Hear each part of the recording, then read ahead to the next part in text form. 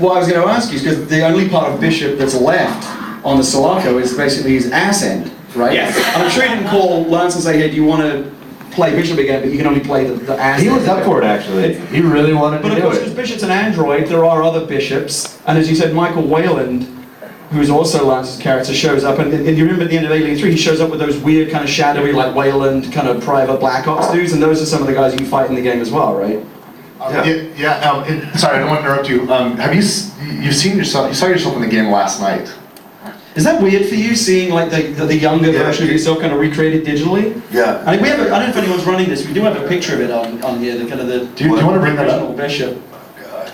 There he is.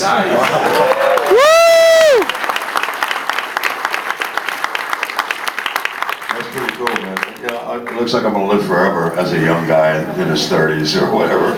It's pretty amazing. What was it when they first called you and said we want you to be Bishop? Is that weird for you? What was your first reaction when that offer came in? I thought somebody was joking. I really did.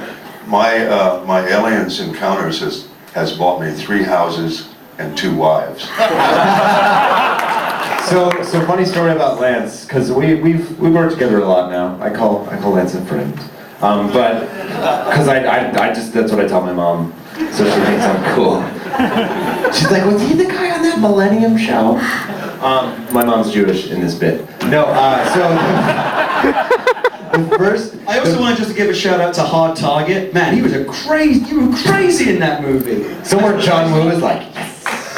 No, nuts. Our first day working together, I was a little nervous because I didn't know what to expect. I'm from Lance, and it's where you had just gotten the script in the booth, and it's the first line. We're like, oh, let's get some levels. I mean, that's generally how you start thinking. Let's get some levels, make sure we got all the boards right. And he's like, hey, do you guys? This is my Lance Henriksen impression. do you guys mind if I improv? I'm like. Yeah, if an actor says that in the booth, you're gonna have a bad time like that. But so it's the first line of the game. It's the main character, Winter, played by Derek Phillips from Friday Night Lights. I don't know if you guys are Friday Night Lights fans. He played Billy Riggins. Anyway, so we're getting out of cryo, and Bishop's basically saying, "Oh, everything's good. Go ahead and head over to the hangar." Pretty simple line. And Lance does the line, then he goes, "Don't ask me to do the knife trick. I can see it in your eyes." And I was like, "This is gonna work." Okay, it's gonna work. This is gonna work out.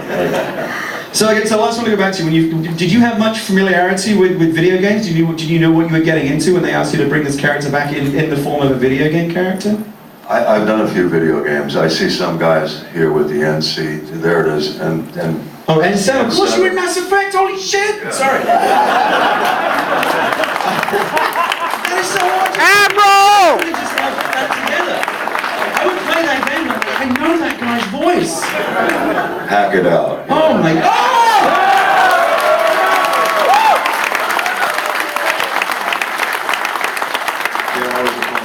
That is so cool. I love it. All right, so you knew what you were getting into a little bit.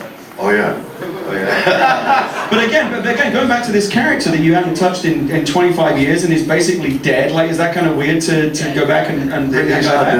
dead. And you call me a synthetic. It's not. It's an art. I prefer the term artificial person.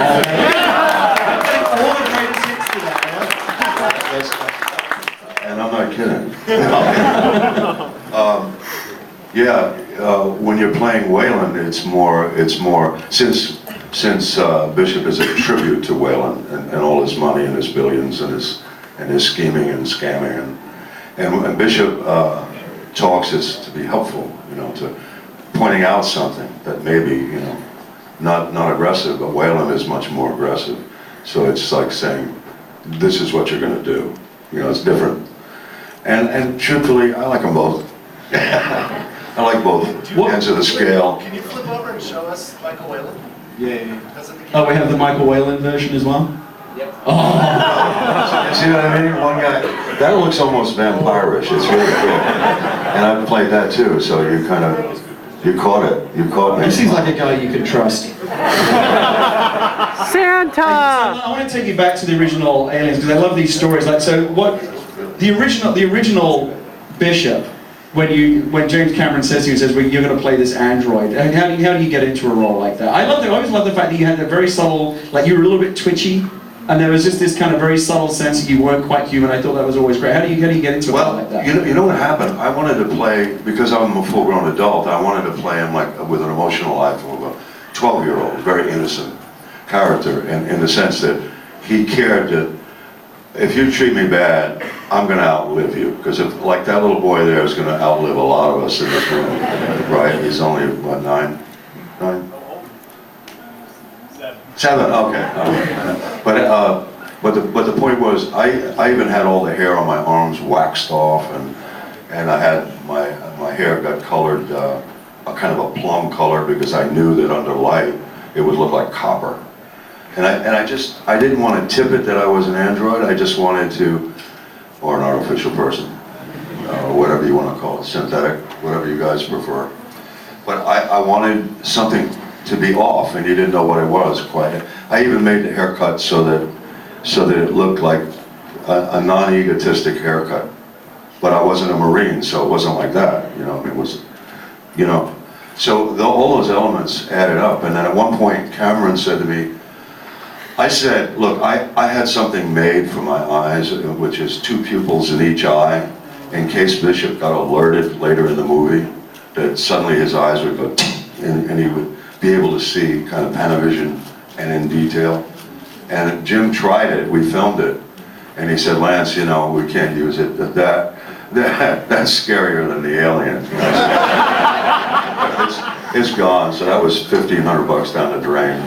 But anyway, it's always like you know, trying to gather as many ideas as you can. And so if something happens, you got ideas. And of course, I thought one of the great kind of strokes of writing in that movie is you set up to not trust this guy, because Ash malfunctioned and nearly killed everyone in the first movie. This is another one. Ripley doesn't trust him for that reason. You're just waiting for Bishop to screwing everyone over.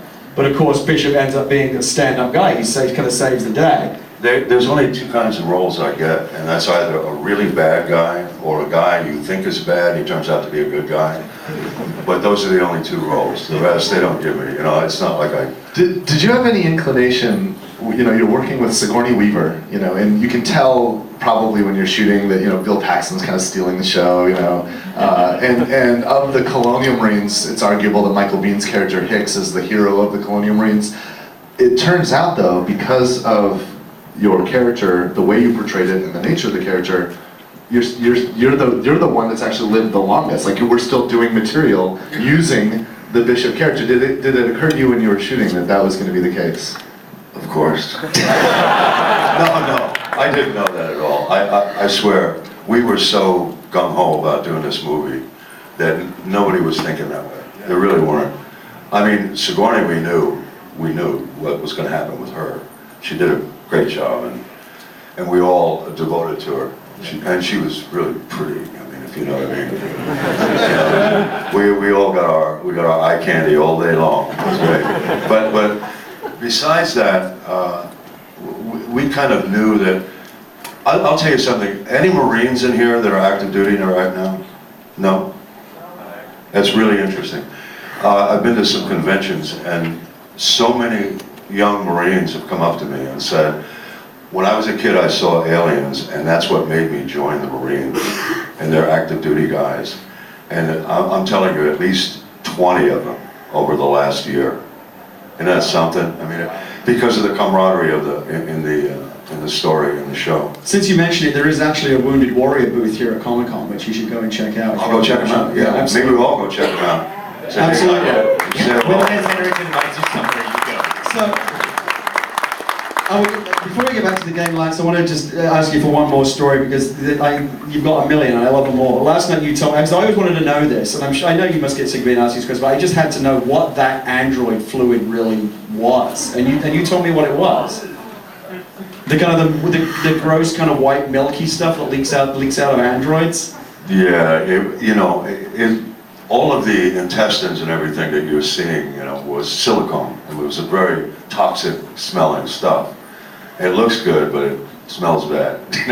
But anyway, they mixed cream and yogurt together and then had me, getting mouthfuls of that over and over and over again. And they left it out for a while, right? They left it out overnight once, and I got so sick from it, man. Between the smell of the intestines and the yogurt bad and everything. But Bishop doesn't complain, so I just did it. And I got sick. I go, we shot that for a week. That was a tough scene. Segue off that, I'm gonna name drop some of the other people we got to work with, because it wasn't just Lance. Lance was definitely the most fun to work with, but I got to work with Mark Ralston, who played Drake.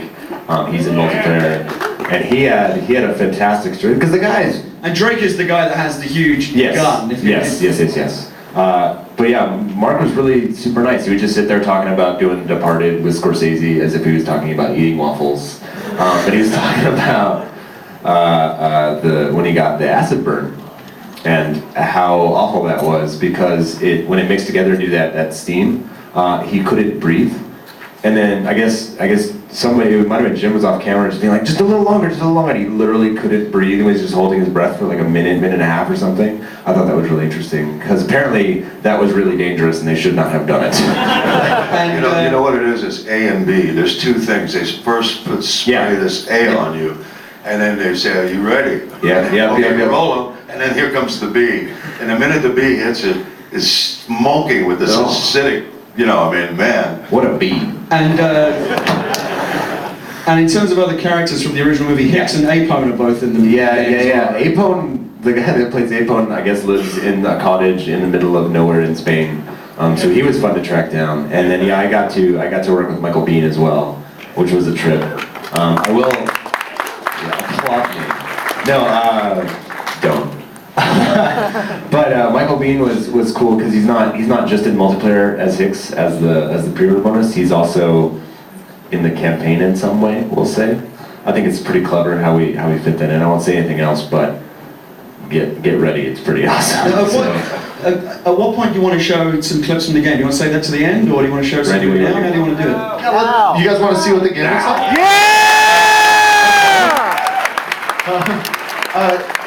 Let me set it up a little bit. Actually, John, do you want to set it up? John's the design director on the game. Do you want to